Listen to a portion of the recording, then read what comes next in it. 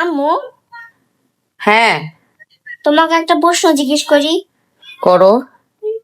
তোমার মা আছে না, মানে আমার নানু, হ্যাঁ, আমার নানুর বিয়েতে তোমাকে দাওয়াত দেয় নাই?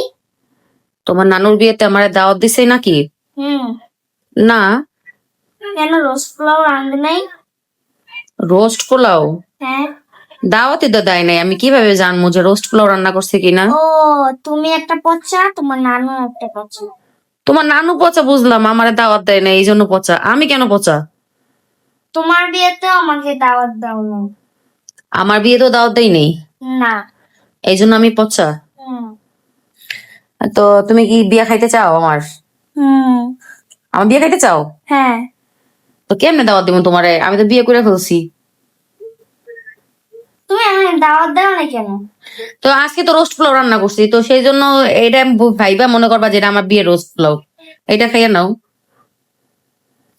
তোমার তোমার সাথে কথাই বলবো না। তোমার হঠাৎ করে এই কথাটা মনে পড়লো কেন? আজকে যে রোস্ট পোলাও রাঁধছো তার জন্য। ও বাসায় আজকে রোস্ট পোলাও রান্না করছে এই জন্য মনে পড়ছে? হুম। আমার মাও পচা, আমিও পচা, আমার সাথে কথা কইবে না? না।